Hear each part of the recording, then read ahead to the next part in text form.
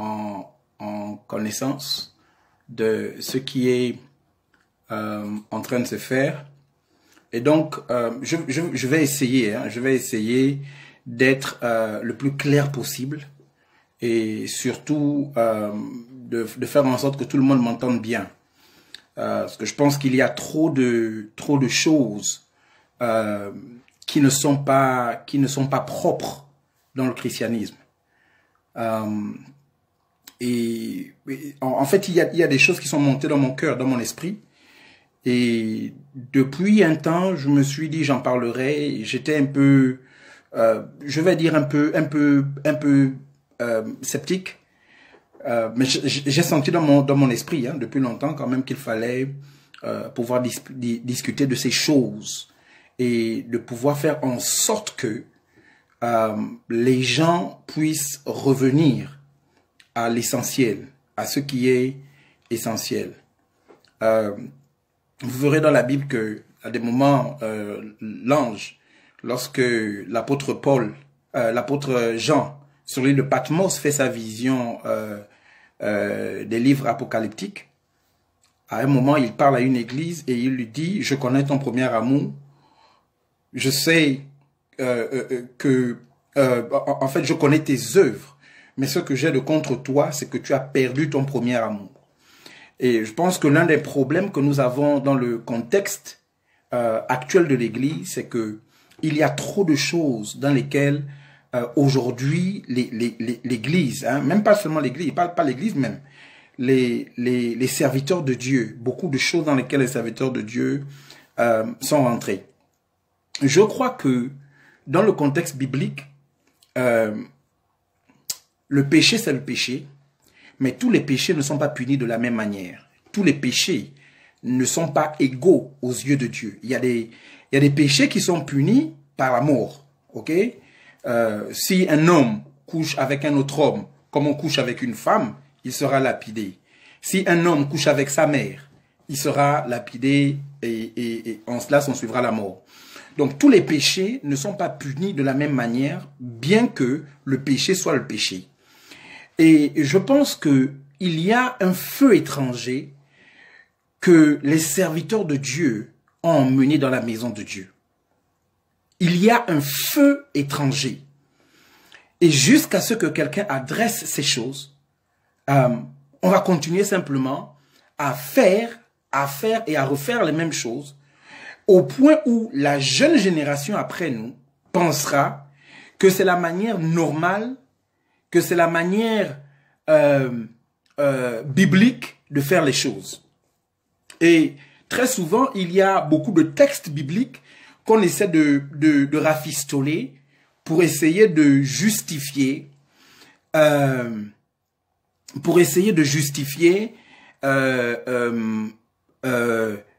les attitudes, les comportements déviants de certains hommes de Dieu, ou du moins de certains soi-disant hommes de Dieu. Je me dis dans mon apostolat, c'est sûr, je ne suis pas un homme parfait, c'est sûr.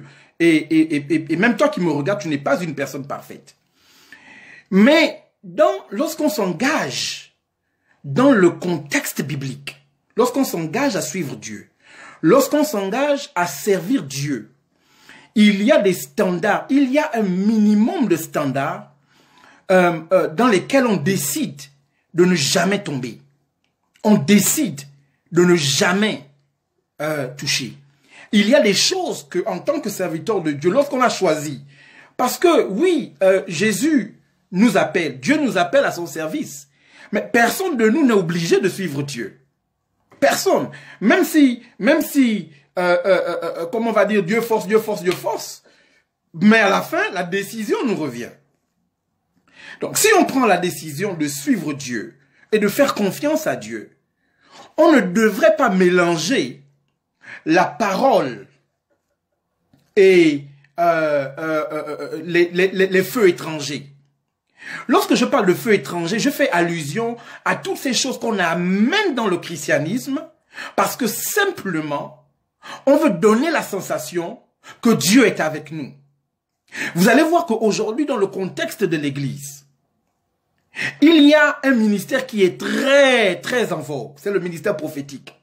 Aujourd'hui, tout le monde veut devenir prophète. Non pas parce que tout le monde a reçu l'appel prophétique, mais parce que beaucoup de personnes ont le sentiment que s'ils ne sont pas des prophètes, ils ne seront pas suivis, ils ne seront pas considérés, ils ne seront pas respectés. À un moment, il faut qu'on s'arrête. Dieu ne t'a pas nécessairement appelé à toujours chercher à dire des choses. Mais il se passe qu'aujourd'hui, dans le contexte du christianisme, on a le sentiment que pour avoir l'approbation de Dieu, il faudrait que les hommes nous approuvent. Et puisqu'on cherche l'approbation des hommes, parce qu'on se dit, si les hommes nous ont approuvés, si on a le quitus des hommes, c'est qu'on a l'approbation de Dieu. Et puisqu'on est à la recherche de ce quitus, de cette approbation des hommes, on se retrouve à faire des choses qui n'ont même rien à voir avec le christianisme. On se retrouve pour certains à mentir. On se retrouve pour d'autres à rentrer dans des formes de Dieu m'a dit chaque 5 minutes. C'est dans le christianisme que je découvre, ou du moins le christianisme d'aujourd'hui, que je découvre que Dieu est bavard. Que Dieu parle à tout bout de champ. Chaque minute, Dieu, il y a des gens à qui Dieu dit toujours des choses. Dieu est toujours obligé de leur dire quelque chose. Il y a des gens, des pasteurs qui ont le sentiment qu'ils doivent tout connaître. Ils doivent tout savoir. On te pose une question simple. Ok? Tu réponds. Une question difficile, même quand tu n'as pas la réponse, il faut que tu trouves le moyen de pouvoir contourner et de dire que oui, il faut que tu montres que tu as la réponse. Mes chers amis, à un moment, il faut qu'on s'arrête. Alors aujourd'hui, j'étais tranquillement, je faisais des recherches et mon téléphone sonne, c'est ma mère. Le pasteur Chantal Yapi qui m'appelle et qui me dit écoute, j'ai posté dans le groupe de famille une vidéo que quelqu'un m'a envoyée et la personne m'a demandé d'aller regarder parce que on parle de nous. J'ai dit on parle de vous. Elle me dit oui. Donc je vais vous montrer cette vidéo là tout à l'heure. Et donc je suis allé voir la vidéo en question, mais j'ai été scandalisé. J'ai été scandalisé, j'ai été dégoûté et révolté en même temps. Parce que je dis, il faut à un moment qu'on arrête avec ces choses. Il faut qu'on arrête avec ces choses. Tu peux donner un enseignement sans chercher à prophétiser sur les gens et être un vrai serviteur de Dieu. Un vrai serviteur de Dieu, c'est pas celui qui est toujours obligé de prophétiser. Est obligé de dire des choses et chercher à avoir toujours une réponse pour qu'on te prenne pour le voyant.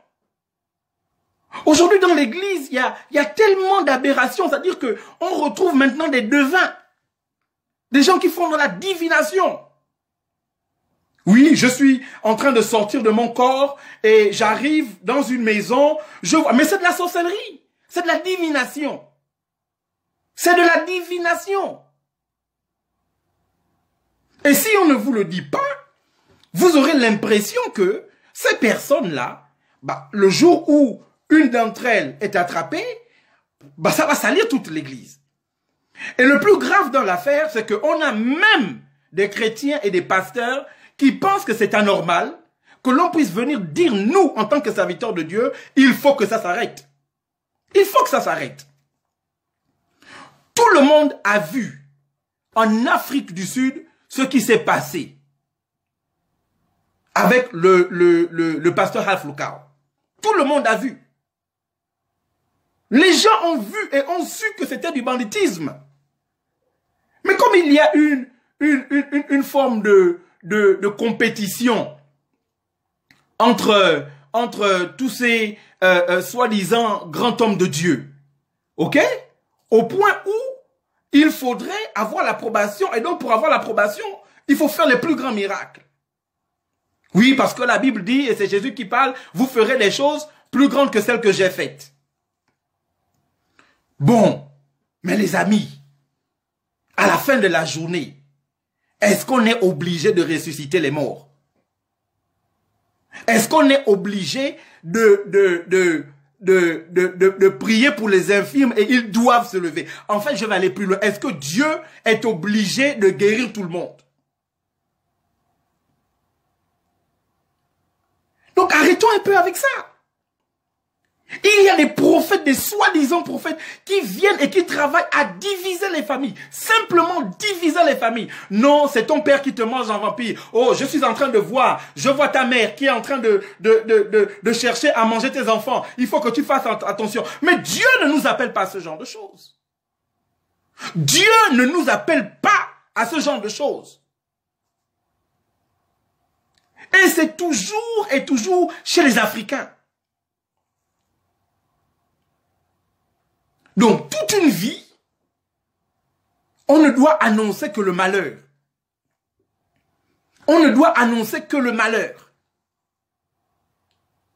Et quand on annonce le malheur, les gens sont épris de peur, sont pétrifiés.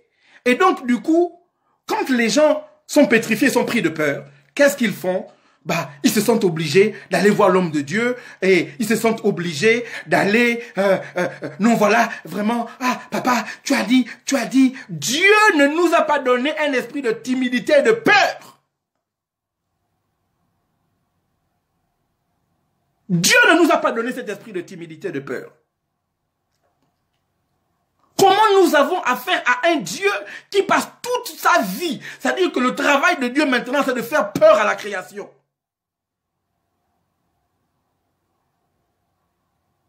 C'est ça le travail de Dieu. Dieu n'a plus rien d'autre à faire que de faire peur. Et vous verrez que cet esprit de peur-là,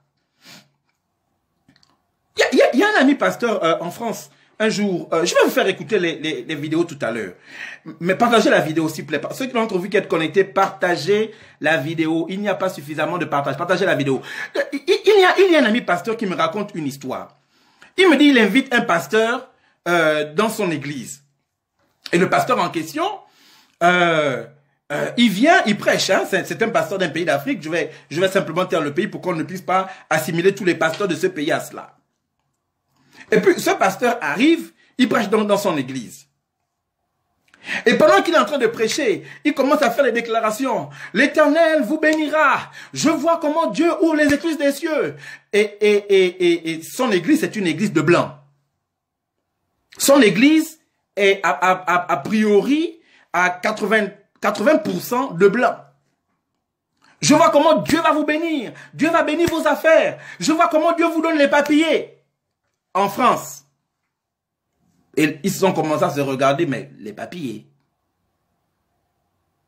C'est parce que justement, c'est ce genre de choses. On a l'impression que, écoutez, la Bible dit, mon peuple périt parce qu'il lui manque la connaissance. La Bible ne dit pas qu'il périt parce que il ne prie pas assez, il périt parce que il ne jeûne pas assez, ou bien à un moment donné, arrêtons un peu avec ça. Donc, on ne peut plus apporter une parole de Dieu sans pour autant mettre les gens dans une forme de contrainte pour venir bénir. Ah, donc j'étais là et puis ma mère, elle m'envoie la vidéo. Je vais vous montrer la vidéo, mais j'ai été sidéré. J'ai été sidéré et puis après avoir vu la vidéo, je vais revenir vers vous et on va faire des analyses. Ok? Donc, alors, je vais prendre la première vidéo.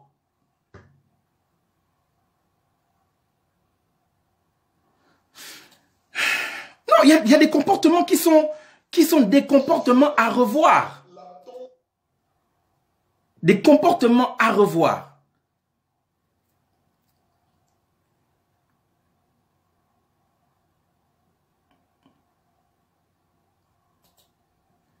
Je vais mettre ça à partir de là, je vais mettre le volume pour que vous puissiez bien entendre. Donc, comme je vous disais, Pasteur Chantal m'envoie le message pour me dire, voilà, la vidéo. Et donc, nous sommes dans le groupe de famille, bien évidemment.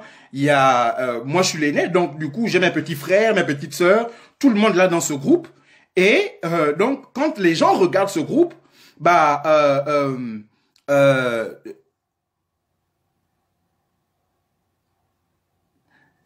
donc quand les gens justement voient ce direct, je regardais juste un message. Quand les gens voient ce direct, du moins quand les gens regardent ce message, tout de suite, ceux qui sont dans notre groupe, donc mes petits frères et tout le reste, certains sont pris de peur.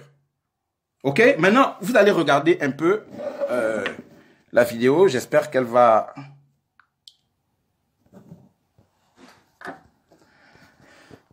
Je vais devoir tenir ça comme ça. Vous allez suivre ce qu'il dit. La bassesse. Tu es réclamé toujours vers la bassesse. Même si on te donne une grande position, tu perds la position pour que tu retournes vers le bas. Même si tu te retrouves que c'est toi qui deviens responsable de quelque chose, tu feras toujours une erreur pour que tu rentres vers le bas. Cette réclamation, c'est comme la réclamation de Vasti. Elle était sur le trône. Et Esther, elle était chez son oncle. Elle était comme dans l'orphelinat. Mais regardez, Vasti sur le trône, elle commet une petite erreur pour qu'elle rentre toujours dans la poussière, pour qu'elle rentre à sa position initiale. Écoute-moi bien, si Dieu te donne un trône, tu dois savoir bien gérer, bien conserver ce trône-là. Tu as une bonne position, pourquoi des erreurs comme ça? Tu as un bon mariage, pourquoi des erreurs comme ça? Tu es un enfant à la maison, pourquoi des erreurs comme ça? Ça, ce sont des réclamations. Tout ça, ce sont des réclamations. Écoutez, la poussière, elle est évitable. C'est tout le monde qui évite la poussière. Elle est évitable. Écoutez, pendant que je suis en train de parler là, je voulais m'adresser à un homme ou bien à une famille. Dans cette famille-là, je vois un esprit de mort. C'est un esprit que je suis en train de parler là. Regardez bien ce qu'il est en train de dire. Regardez bien où est-ce que ses yeux vont. Juste pour que vous voyez. Il dit ce que je suis en train de dire en ce moment. Donc, il nous donne l'impression que Dieu est en train de lui parler sur le champ. Mais regardez, parce qu'il a oublié le nom, il ne sait plus de quel nom il s'agit. Il va regarder sur son cahier. Après, vous allez voir de quoi je suis en train de parler. Je voulais m'adresser à un homme ou bien à une famille. Dans cette famille-là, je vois un esprit de mort. C'est un esprit de mort très puissant qui cherche à arracher les gens dans cette famille-là. Avant que l'année ne se termine, heureusement que Dieu nous le montre pour que nous puissions annuler cet esprit de mort. Avant que l'année ne se termine, vous allez perdre beaucoup de gens dans votre famille. Je suis en train de parler de la famille de quelqu'un qu'on appelle Patrice. Patrice, mais on l'appelle très souvent Patrice Yapi. Patrice Yapi. Patrice Yapi. Patrice Yapi, ton épouse s'appelle Chantal. Ton épouse s'appelle Chantal. Mais écoute-moi bien, il y a un esprit de mort très puissant qui est en train de vous chercher. Cet esprit de mort-là, il est en train de vouloir vous arracher beaucoup de gens au niveau de la famille. Mais aujourd'hui, nous allons prier contre cet esprit de mort pour mettre fin, pour bloquer cet esprit de mort qui vous dérange. Souvenez-vous pour que je vous donne des références. Souvenez-vous pour que je vous donne des références. L'esprit de mort qui a tué Natacha. C'est le même esprit de mort qui a tué Natacha, qui a arraché Natacha. Et je dis bien, Natacha, c'est une fille qui est morte à l'âge de 37 ans. Elle est morte à l'âge de 37 ans et 1 mois. 37 ans et 1 mois. Elle est morte. Écoute bien, ce n'est pas parce que son temps est arrivé qu'elle est morte. Non. Elle est morte parce qu'elle a été arrachée par le monde des ténèbres. Le puissance de l'ennemi l'ont arrachée de vos mains. C'est ainsi que moi, je suis en train de détruire au nom de Jésus tout esprit de mort contre ta famille. Au nom de Jésus de Nazareth, tout esprit de mort qui cherche à arracher les gens dans la famille, je les détruis au nom de Jésus. Je les détruis au nom de Jésus. Je les détruis au nom de Jésus. Je détruis l'esprit des morts. L'esprit des morts contre la famille de Patrice. Au nom de Jésus. Au nom de Jésus. Je détruis c'est mort de Jésus de Nazareth. Au nom de Jésus de Nazareth. Au nom de Jésus de Nazareth. Au nom de Jésus de Nazareth. Je détruis totalement cet esprit de mort. Il est en train de lire, hein? Totalement cet esprit de mort. Au nom de Jésus de Nazareth. Au nom de Jésus-Christ de Nazareth. Au nom de Jésus-Christ. Au nom de Jésus-Christ. Écoutez-moi bien. Prenez ça au sérieux. Prenez ça au sérieux. Même vous priez. Priez pour ça. Puisque souvenez-vous que cet esprit de mort-là, c'est le même esprit qui a tué Julien. Julien qui était considéré comme étant les jumeaux de ta maman. Les jumeaux de ta maman. Je parle bien de maman Chantal. Les jumeaux de ta maman. Souvenez-vous que c'est le même esprit. Vous pouvez trouver ça normal. Puisqu'il avait déjà de l'âge. Mais je vous dis que c'est le même esprit de mort qui a tué Albert Yapi. Albert Yapi. C'est le même esprit de mort qui l'a tué. Alors cet esprit de mort-là est en train de circuler. Mais par la puissance du nom de Jésus, nous annulons déjà cet esprit de mort. Au nom de Jésus de Nazareth, au nom de Jésus de Nazareth, tu es en train de me suivre. Je sais que tu connais celui de qui je parle. Vous êtes en train de me suivre. Faites tout pour que ces messages ne soient pas parvenus, pour qu'ils sachent comment voir, prendre des dispositions. Mais nous, on a déjà annulé ça. Voilà pourquoi même tout esprit. Bon. Alors, ici, nous avons quelqu'un qui vient et qui prophétise. Bon, bien évidemment, on a le sentiment que le monsieur est en train de dire des choses qui sont des choses vraiment, mais vraiment inconnues. Donc, quelqu'un qui va l'écouter et qui va simplement être émerveillé que vraiment le voyant a vu, que vraiment l'homme de Dieu a vu. Mais soyons sérieux. Donc, ça veut dire, premièrement, il est en train de nous dire que plus personne ne meurt de mort naturelle. C'est-à-dire que quelqu'un, et vous avez des gens comme ça, qui vivent leur vie n'importe comment, ok? Et puis, à un moment, même la machine qu'on appelle le corps, si elle n'est pas entretenue, elle finit par s'user. Donc, qu'on arrête un peu avec ces histoires. Alors moi, quand elle m'a envoyé le message, tout de suite, parce que moi, ces choses-là, ces hommes de Dieu, parce que je vois beaucoup qui font dans ce cinéma-là.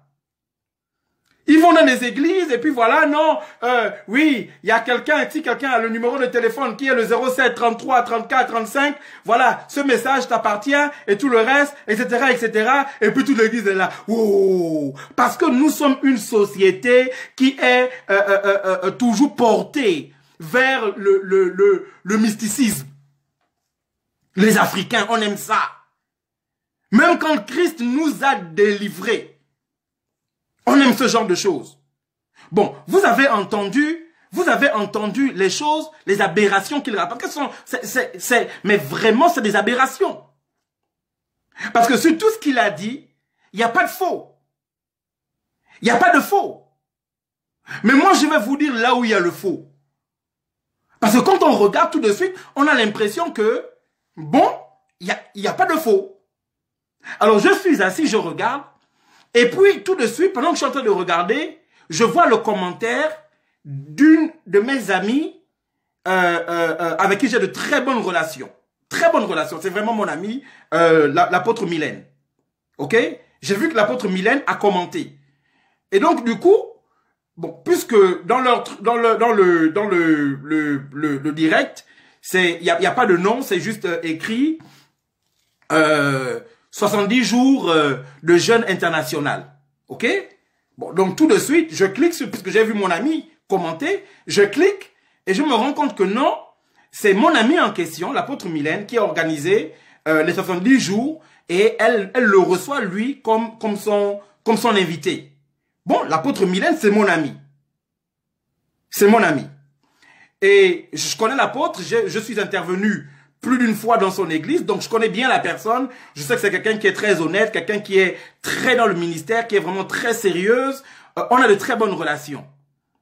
Mais le monsieur, je ne le connais pas. Je ne l'ai jamais vu, je ne sais pas qui c'est. Donc, quand je regarde, je me rends compte que non, donc c'est un programme que mon ami a invité. Alors, tout de suite, je deviens intéressé, non seulement par ce qu'il m'a dit, mais aussi par d'autres prophéties qu'il a données sur d'autres personnes. Vous savez, la particularité de Facebook, et j'ai vu des hommes de Dieu, des soi-disant hommes de Dieu, je suis désolé de le dire. Quelqu'un qu'on a invité, par exemple, au Gabon, ok, dans une ville, il est parti, il va prophétiser sur un homme politique, et puis il va lui dire des choses, mais ces choses même sont sur Internet. Alors, moi, je vais vous montrer. Il a commencé à parler de l'esprit de mort. Je voudrais dire que la dernière fois où nous avons eu un mort dans notre famille, la dernière fois, avant cette année 2020, c'était en 2003. Ok? C'était en 2003. Nous sommes à près de 17 ans où on n'a pas eu un mort dans notre famille. Un seul. 2002-2003. On n'a pas eu un seul mort. Et c'était une de mes grand-mères. Ok? Bon, après ça, quand je parle de mort, je fais allusion à des morts majeures qui a vraiment bousculé toute la famille. Ok? Donc, il n'y a pas un esprit de mort. Après, c'est vrai, il y a eu un de mes oncles qui est mort, je pense, en début d'année 2020. Je pense, si je ne m'abuse. Ok? Un de mes oncles, un jeune, il est décédé. C'est pas un esprit de mort. La mort arrive, la mort frappe. Même chez les personnes qui sont juste devant Dieu. Alors, tout de suite, je suis attiré par ce qu'il est en train de dire. Et première chose que je fais, je rentre dans la page Facebook de mon ami, l'apôtre Mylène, avec qui j'ai de très bonnes relations, que je connais très bien. C'est une femme honnête, une femme sérieuse dans l'œuvre. Ok? Et en fait, je rentre dans la page de mes parents. Ok? Parce que il a parlé particulièrement de ma mère, le pasteur Chantal Yapi, et de mon père, le pasteur Patrice Yapi. Donc, je vais dans leur page. Ok? Il a dit que vous avez une fille qui est décédée, que l'esprit de mort a pris. Donc là, je vais vous montrer, je suis sur la page de mes parents. Ok? D'abord, vous pouvez voir sur leur page qu'il n'y a pas de nom. C'est juste Écluse des cieux. Ok? C'est Écluse des cieux. Et donc, tout de suite, vous voyez que il y a des photos qui sont là. Ok? Donc, jusqu'en bas, il y a des photos. Ça, ce sont des photos. Donc, je reviens en haut. Ah, il y a un ordre chronologique qu'il a suivi. Première chose, il dit, vous avez votre fille Natacha qui est décédée et qui a été prise par l'esprit de mort. Ok? Quelqu'un qui ne sait pas va se dire, waouh, le monsieur regarde. Et il dit, elle est morte un mois après son anniversaire. Donc, elle est morte à 37 ans et un mois après son anniversaire. Regardez. Ici, c'est ma petite sœur. Ok? Qu'est-ce que vous voyez? Ici, vous voyez Natacha Yapi, ok? Née le 16 juillet 1983, décédée le 17 août 2020. Mais c'est facile. Vous allez sur les pages des personnes pour avoir ces informations-là. Donc, quand il dit elle est morte à 37 ans, c'est pas comme s'il apporte une révélation, puisque du 16 juillet au 17 août, c'est 37 ans. Ok? Bon, ensuite, le monsieur montre qu'il est très fort. Ok? Il dit, c'est le même esprit de mort qui a pris Julien. Julien, le jumeau de ta maman. Je parle à maman Chantal. Julien, le jumeau de ta maman. Bon, bien évidemment, il va descendre, en train de faire les recherches. Il se rend compte que, ah, tiens, ici, il y a les obsèques de Julien. OK? Donc, là, on ne le voit pas très bien. C'est ici. Il se rend compte que c'est lui, c'est Julien. Mais je pense que là, il ne sait pas qui c'est vraiment. Il sait qu'il est décédé, mais il ne sait pas qui c'est. Alors, il continue, puisqu'il y a les photos où il est avec sa sœur jumelle, donc ma grand-mère, où on leur a célébré un anniversaire surprise, et les deux sont là. OK? Et vous allez voir tous les commentaires. Les commentaires, il y a des gens qui parlent des jumeaux, les jumeaux du bout du monde, etc., etc., etc. Mais soyons sérieux. Soyons sérieux. Soyons sérieux. OK? Alors, on a l'impression que non, mais le monsieur est vraiment un homme spirituel, il voit des choses, etc., etc. Quand j'ai accepté Jésus, mon Père spirituel nous a donné les bases. On n'emmène pas le feu étranger. On n'emmène pas le feu étranger dans la chose de Dieu. Si tu n'as pas de vision, tu ne vois pas, c'est pas parce que tu n'as pas vu que tu es moins serviteur de Dieu. Arrêtez avec ces complexes.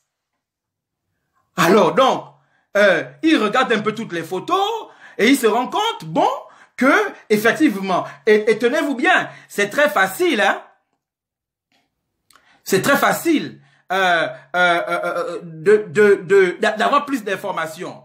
Après, il dit, c'est le même esprit de mort. Le même esprit de mort, ok, qui se balade entre le Gabon et la Côte d'Ivoire parce que ma mère, elle est gabonaise et mon père, il est ivoirien. Donc, c'est le même esprit de mort là, ok, qui se balade entre le Gabon et la Côte d'Ivoire et qui est allé prendre finalement Albert Yapi. Pour la petite histoire, Julien dont il parle, il est mort à plus de 80 ans. Donc, c'est pas normal qu'un vieux de cet âge puisse partir. On va aller plus loin. Il dit, c'est le même esprit de mort là, qui a fini avec le Gabon, mais qui allait aussi en Côte d'Ivoire et qui a pris le père de mon père, donc mon grand-père, ok, qui l'a pris et qui l'a tué, voilà, et il s'appelle, il dit, c'est le même esprit de mort qui a pris Albert Yapi. Là, je suis sur la page de mes parents. Qu'est-ce que vous voyez? Yapi, Albert. Mais les amis, quand vous voulez même, quand vous voulez même, c'est-à-dire quand vous voulez faire, mais faites quand même avec élégance. Faites quand même avec élégance. Nous sortons d'un deuil. Et tu viens, tu racontes des aberrations. Mes petits frères et mes petites sœurs sont maintenant effrayés. Parce que tu viens raconter, il faut que tu fasses plaisir. À un moment, il faut qu'on arrête avec ça. Donc voilà, il dit non, voilà, Yapi Albert. Quand vous le voyez, vous voyez que c'est un jeune de 17 ans. Il est mort à plus de 80 ans. Donc on ne meurt plus quand on est âgé de mort naturelle. C'est l'esprit de mort qui doit prendre les gens.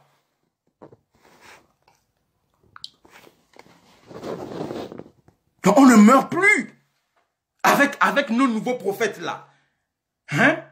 Si ce n'est pas la divination, vous allez chercher dans les Facebook, prendre des informations et tout le reste, et puis vouloir venir donner le... Mais arrêtez ça! Est-ce que vous êtes obligé d'être prophète? Est-ce que vous êtes obligé d'être prophète?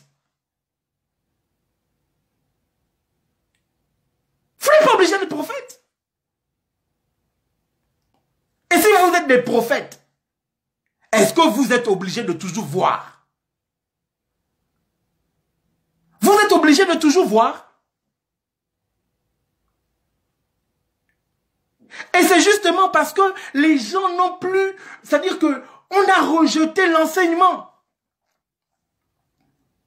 qu'on se retrouve avec des hommes et des femmes qui sont maintenant à la recherche de ces choses. Et on a tellement peur. Dès que quelqu'un prophétise, il y a même peu un esprit de discernement. Il y a même plus un esprit de discernement. J'ai un ami prophète, un homme de Dieu, mais vraiment un homme de Dieu sérieux. Il est d'ailleurs connecté dans ce live. Et il m'a raconté une histoire. Il me dit, il fait venir un pasteur, ok? Et le pasteur arrive donc dans sa ville et puis dans son église. Et pendant qu'ils sont à table et tout ça là, il parle d'un de ses collaborateurs, que vraiment c'est un collaborateur sérieux et vraiment c'est quelqu'un qui, au-delà des difficultés, il était dans telle position, mais à un moment il a eu des problèmes et donc c'est devenu très difficile pour lui et du coup il a perdu son boulot. Hein, vraiment c'est difficile, mais quand il avait le boulot, il était fidèle à l'église. Quand il a perdu le boulot, il continue d'être fidèle à l'église. Vraiment ça me fait beaucoup de peine. Je prie pour lui que Dieu l'ouvre. Et puis le prophète, mon ami donc organise le culte du soir. L'homme de Dieu va maintenant à l'église. C'est un prophète, il va maintenant prophétiser. Et il voit le collaborateur. Il appelle le collaborateur en question. Et il dit, l'Esprit de Dieu me dit que tu as connu des problèmes. Tu as eu tellement de problèmes, tu as perdu ton boulot. Et les gens étaient là, oh. Entre-temps, les gens ne savent pas que c'est une conversation que l'homme de Dieu a eu avec lui en parlant de bien de son collaborateur. Oh. Mais à cause de ta fidélité dans l'église, à cause de ta fidélité, Dieu va te relever. Oh, tout le monde était épaté. Et mon ami me dit, à la fin du culte, je l'ai appelé et je lui ai dit, c'est la dernière fois. Il dit, tu n'as même pas la crainte de Dieu. Ça dit que si tu veux mentir, dis même, je sens dans mon esprit. On ne sait pas quel sens, mais dis, je sens. Mais tu vas carrément dire, l'Esprit de Dieu me dit. Alors que c'est moi qui t'ai dit ça quand on discutait.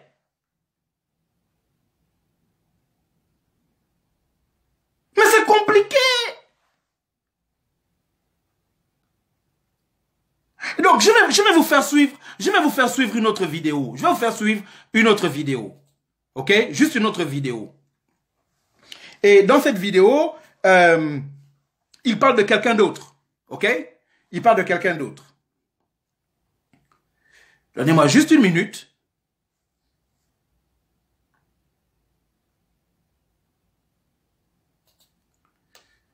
Donnez-moi juste une minute. Je vais vous faire suivre cette vidéo. Et je voudrais que vous puissiez la suivre attentivement.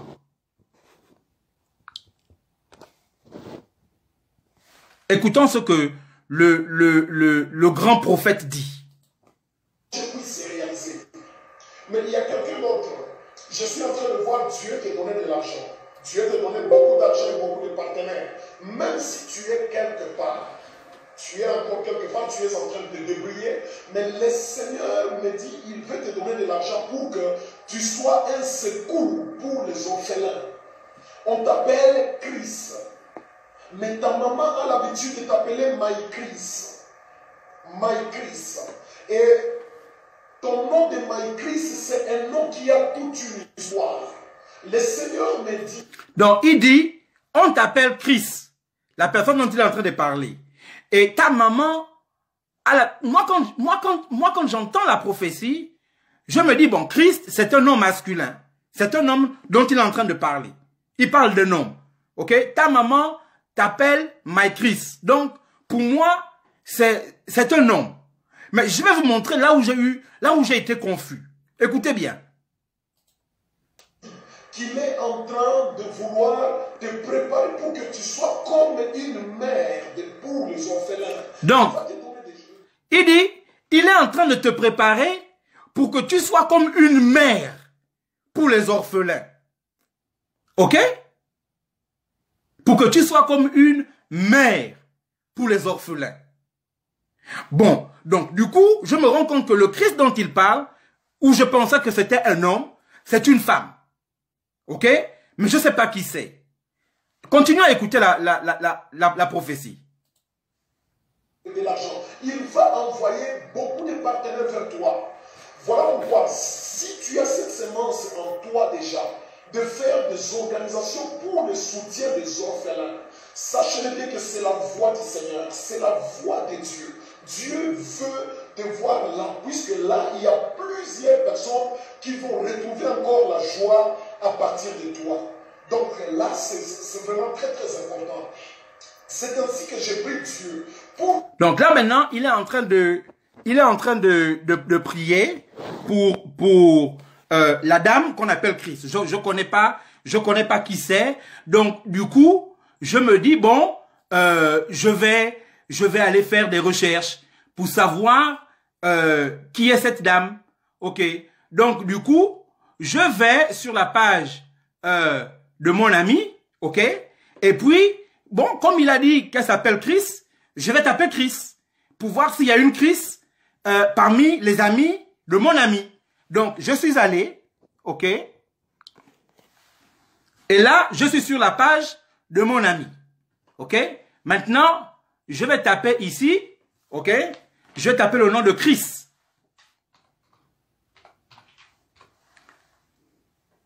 Ok.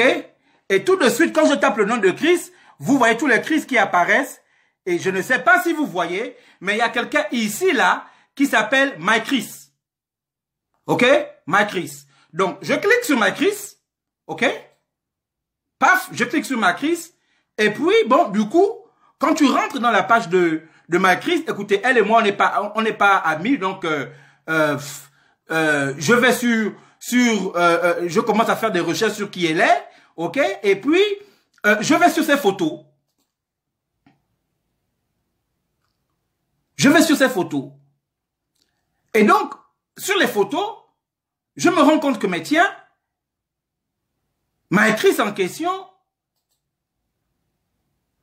bah là voilà, c'est la fille de mon ami. Donc, c'est sûr, c'est elle qui est ici, donc c'est sûr que mon ami a dû discuter avec le monsieur, ok? En lui parlant de ses enfants, en lui disant que non, vraiment, j'ai ma fille, elle aime vraiment, elle donne son cœur pour aider les gens, elle est vraiment dans les œuvres charitables, c'est vraiment ce qu'elle aime faire, elle a vraiment le cœur pour ça. Et le monsieur, il prend, il vient, il fait comme c'est une prophétie. Il y a un papa qui m'avait dit, ceci, il m'avait dit, enfin, c'est même pas moi qui l'avais dit, hein. Il prêchait, on était en pleine église. Ici à Londres, dans une église, et c'était à l'époque, c'était chez un de mes pères, le pasteur Tito, ok? Et l'homme de Dieu l'avait fait venir. Et donc, quand il prêche, il a fait une déclaration, ça nous a fait tous rire. Mais c'est la réalité. Et il parlait des pasteurs de sa communauté. Ok? Et comme je dis, je ne vais pas dire de quelle communauté il s'agit pour qu'on ne catégorise pas, mais juste pour que vous ayez un peu une idée de jusqu'où le mal est, comment le mal est profond. Il dit, vous savez, les pasteurs de ma communauté, quand ils prennent le micro et ils montent sur l'estrade, on ne peut pas prier, Seigneur, qui ne mente pas aujourd'hui. On ne peut pas prier que Papa, notre Dieu, aujourd'hui là, que l'homme de Dieu là ne mente pas, qu'il ne vienne pas nous mentir.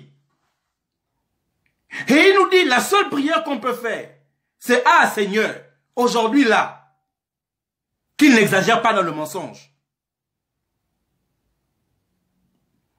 Parce que c'est devenu monnaie courante. Et les gens aujourd'hui sont émerveillés par ce genre de soi-disant homme de Dieu. Vous allez voir qu'on organise des conférences d'enseignement. Personne ne vient à l'église. Personne.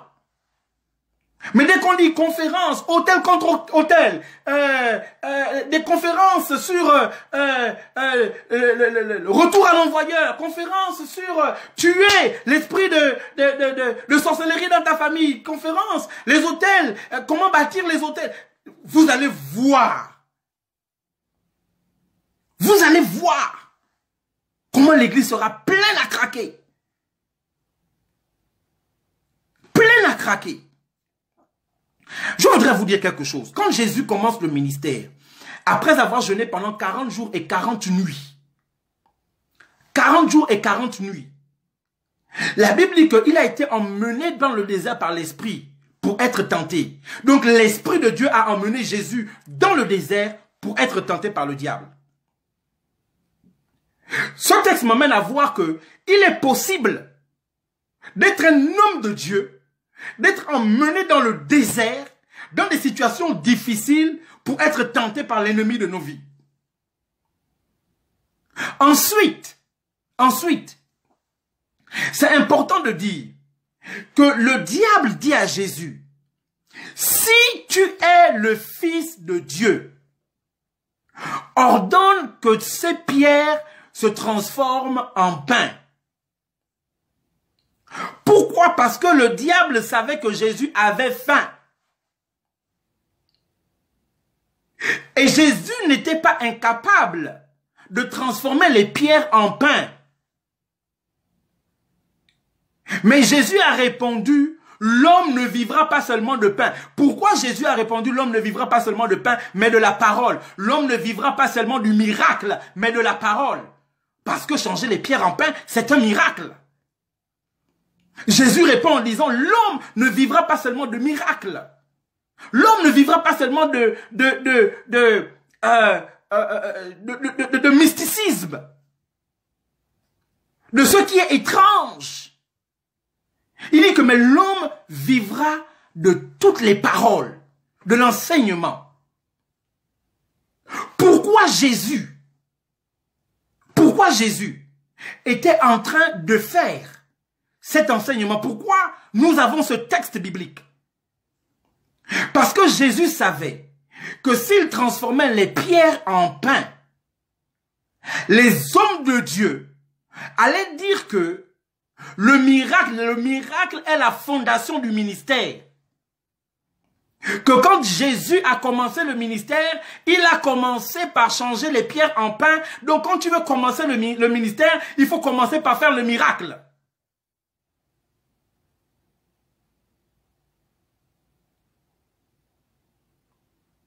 Il faut qu'on change notre mentalité. C'est pourquoi Paul parle et qui dit, vous qui depuis devez être des pères, mais vous êtes encore au lait. Vous mangez encore la nourriture des petits-enfants. Aucune maturité. Aucune maturité. Nous tous, on fait l'œuvre de Dieu. Nous tous, on est dans les difficultés quand on fait l'œuvre de Dieu. Mais il arrive des fois que on va même dans des missions, on n'a pas d'argent, mais c'est la mission. Si Dieu nous est favorable, il nous bénit. Mais on ne va pas dans la mission pour avoir la bénédiction. Les prophètes là, les jeunes prophètes, surtout cette nouvelle génération là. Vous êtes obligés de sortir de vos corps pour être dans les maisons des gens. Maintenant je sors de mon corps et je sors en ce moment, je me retrouve dans ta maison et je suis dans un terrain, dans une cour et il y a une porte un peu cassée. Est-ce que ça te dit quelque chose? Et puis la personne dit oui. Et puis vous voyez l'homme de Dieu qui dit, quand il prophétie, et puis il dit prophétie. N'importe quoi. N'importe quoi. Après, vous allez dire que oui, non, les théologiens, la théologie, c'est le diable et tout. Non. La théologie nous permet d'utiliser ce que, depuis qu'on est en Christ, on a arrêté d'utiliser. Le christianisme, c'est la seule religion dans laquelle, lorsqu'on entre à l'intérieur, on arrête de réfléchir.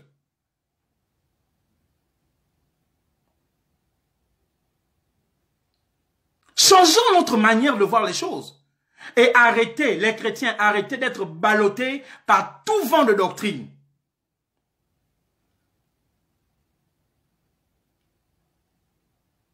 Même la Bible ne nous demande pas de mépriser la prophétie.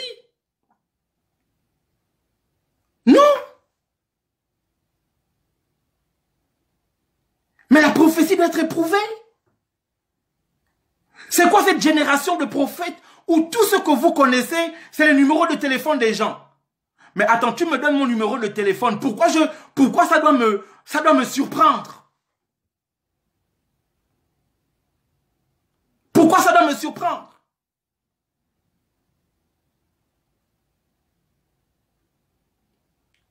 Arrêtons un peu avec ces aberrations. Arrêtons avec ça. Il y a des standards dans le ministère. Il y a des standards. Arrêtons de diluer le ministère. Arrêtons de rendre Dieu impopulaire dans le cœur des profanes. Arrêtons. On ne peut pas continuer toute une vie comme ça. Donc quel est ce Dieu qui vient et qui veut seulement emmener le peuple à vivre dans la crainte, dans la crainte, dans la crainte, dans la crainte, dans la peur? Quel est ce Dieu? Et tout de suite, les gens réagissent. On est obligé de venir, de prendre l'argent et d'aller donner, parce qu'on se dit que oui, vraiment là, il faut qu'on achète. Hé, Dieu! Arrêtons avec ces choses.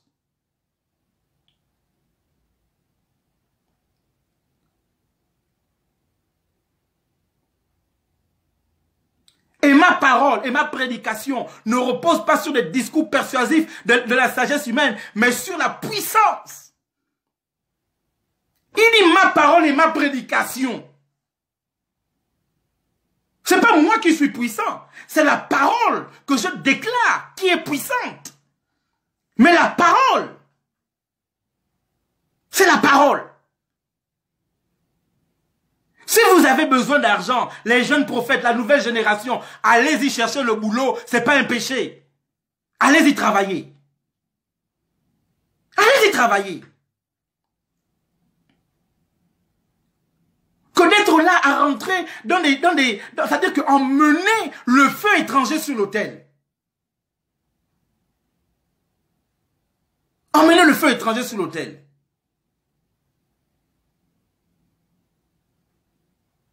Oui, moi j'aurais cru en l'homme de Dieu s'il me disait des choses qui n'étaient pas sur Facebook. Pas difficile. J'aurais cru en l'homme de Dieu. Mais tout est sur Facebook. Du coup, soyons sérieux.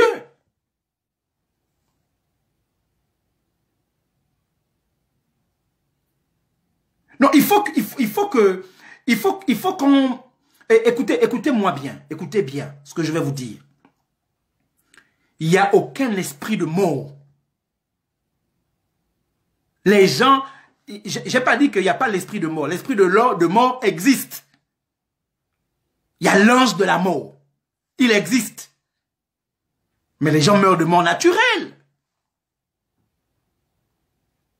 Il y a des gens qui, effectivement, dans certaines familles, il y a des modèles qui se répètent. Mais ne venez pas en faire une doctrine. Ne venez pas en faire une doctrine. Soyons sérieux, sortons de ces aberrations, sortons de ça. Ça ne nous grandit pas, ça ne nous fait pas plus hommes de Dieu. Je préfère être homme de Dieu avec 5 fidèles. Le jour où je meurs, je vais au ciel. Dieu me dit, je dirai au Seigneur que tu m'as donné 5 fidèles, je les ai gardés. Et puis qu'il me dise, entre dans la joie de ton maître bon et fidèle serviteur. Que de chercher à avoir des milliers de personnes et quelquefois utiliser des moyens diaboliques. Certains vont faire des fétiches. Certains vont faire des fétiches.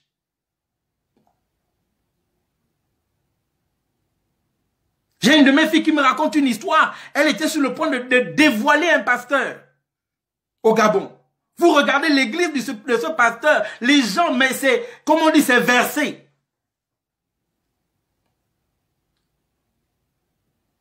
un moment, il y a eu un problème entre les deux. Elle était sur le point comment on appelle ça là, d'exposer l'homme de Dieu. Ou du moins de soi-disant homme de Dieu. Mais arrêtons avec ça. Arrêtons avec ça.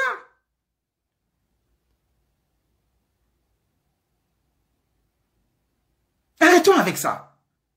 Donc vraiment, c'est mon message. Et je voudrais parler je voudrais parler à cette génération-là.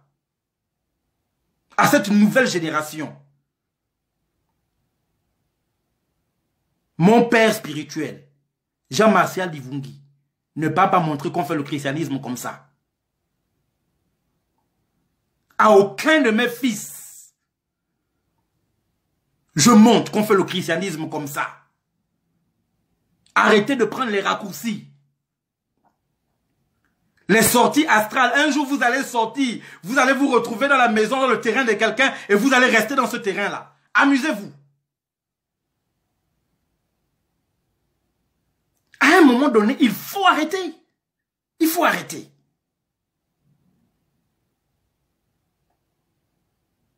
Il faut arrêter.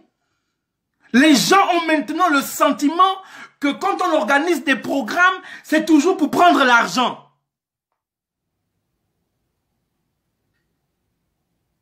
Donc toi, tu ne peux plus prier pour les gens et puis tu pries simplement.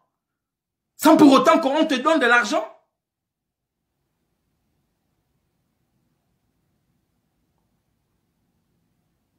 Donc je voulais quand même un peu parler à cette nouvelle génération-là. Arrêtez. Arrêtez. Vous savez, hein, le péché contre le Saint-Esprit, c'est emmener les feux étrangers dans l'autel.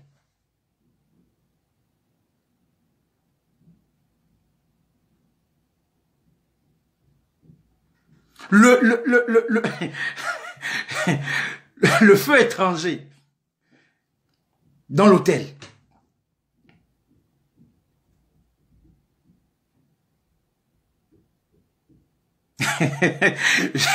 je ris de ce que Monsieur Raymond a dit, père spirituel, c'est aussi l'expression que les gangas utilisent. on en rigole, mais voilà. Bon, après, il n'y a pas que les gangas. Il y a les hommes de Dieu dans la Bible. Il y a Paul qui a parlé à Timothée, son fils, dans le Seigneur. Donc voilà. Et on se réfère à ces gens-là aussi. Mais à cette nouvelle génération-là, arrêtez d'emmener les feux étrangers. Arrêtez. Tu vois un enfant de rien du tout. Attendez. 5000 personnes le suivent. 2000 personnes le suivent. Il sort d'où? On l'aperçoit seulement, paf. Les fils de Melchisédek, sans origine. Sans origine. On ne sait pas d'où ils sortent, paf. Ils apparaissent. Ils apparaissent. Moi, j'ai pas de problème avec ça. Mais je dis quand même, il faut qu'on fasse attention. Il faut qu'on fasse attention. Il y a des hommes de Dieu, il y a des hommes de Dieu. Dans vos églises, c'est les fétiches qui sont. On vous connaît. Mais jusqu'à quand? Jusqu'à quand on va continuer avec ça? Faites l'œuvre de Dieu, les amis. Faites l'œuvre de Dieu. Tu peux servir Dieu. Écoutez, tu peux servir Dieu sans pour autant chercher à voir, c'est-à-dire que à ce que Dieu... Donc Dieu te parle tous les jours. Dieu te parle tous les jours. Il faut que tu aies une réponse. Un jour, mes fils et filles, j'avais une réunion avec mes fils et filles dans le ministère, et ils ont été choqués d'une de mes réponses parce qu'ils m'ont posé une question. Je sais plus trop c'était quoi la question, et je leur ai dit, je connais pas, je sais pas. Je sais pas. Parce qu'ils s'attendent à ce que je dis, mais je peux pas tout savoir. Il y a des choses que je ne connais pas. Et si je ne connais pas, ben je ne connais pas. Mais les hommes de Dieu aujourd'hui, ils doivent tout savoir. Ils doivent tout savoir. Tu n'es pas obligé de tout savoir. Si tu ne sais pas tout, c'est pas un péché. Ce n'est pas un péché.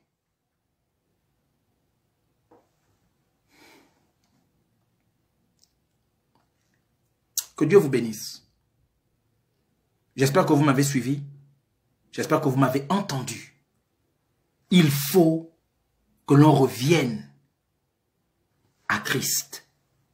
Il faut que l'on revienne à Christ. Il faut que l'on revienne à Christ. Dans les temps dans lesquels nous sommes, le peuple souffre. Là, il n'y a plus d'argent, les gens ont perdu le boulot. Mais il faut qu'on aille comprenne, et comprenne, et comprenne, et comprenne. C'est quand est-ce le jour où les gens vont venir à l'église et puis ils vont être choqués de voir que non, vraiment, papa est venu, il a apporté les cadeaux et tout, il a commencé à donner au peuple, aux membres de l'église. C'est quand? C'est toujours à nous qu'on doit donner. C'est toujours à nous qu'on doit donner. C'est toujours à nous qu'on doit donner. Toujours. J'ai mon église au Gabon. Ça fait pratiquement 3 ans, 4 ans, je ne suis plus le pasteur résident. J'ai établi quelqu'un pasteur résident. Mais ils vont vous dire. En 3 ans, j'ai peut-être appelé 2 fois et je leur ai dit, faites-moi une offrande. 2 fois en 3 ans.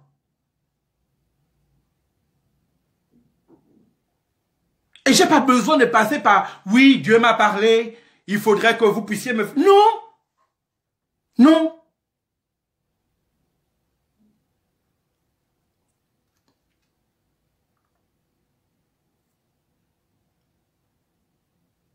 Tu vas, tu demandes.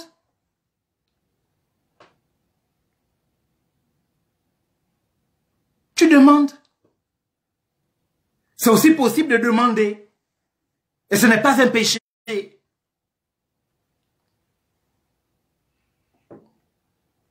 Donc vraiment, je voudrais m'arrêter là. Et à tous mes jeunes frères, tous ceux qui servent Dieu, mes jeunes frères dans le ministère, laissez l'affaire d'aller tremper vos mains dans les abominations pour attirer le peuple. Que sert-il à un homme d'être aussi populaire et puis finir en enfer?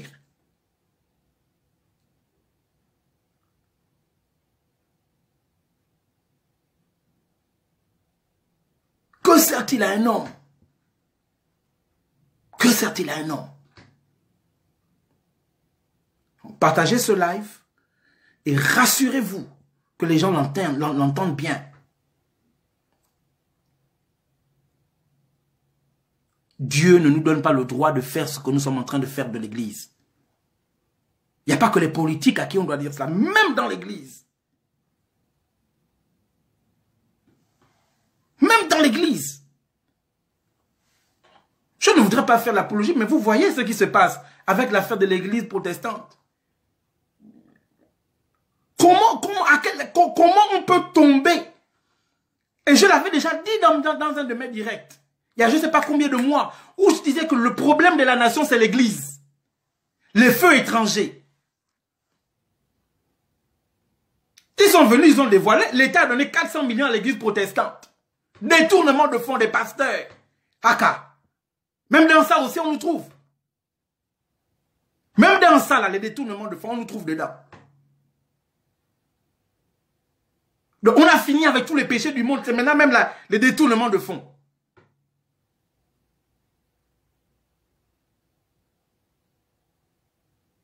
Les amis, changeons.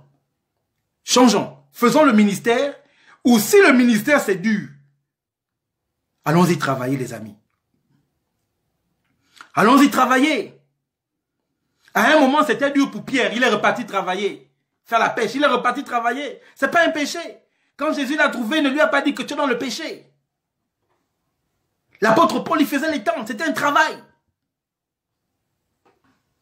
Arrêtons d'être des escrocs. Arrêtons d'être des escrocs.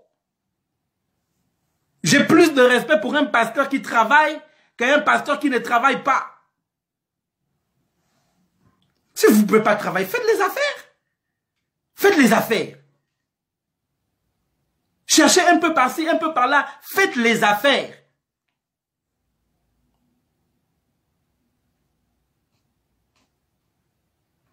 Que Dieu vous bénisse.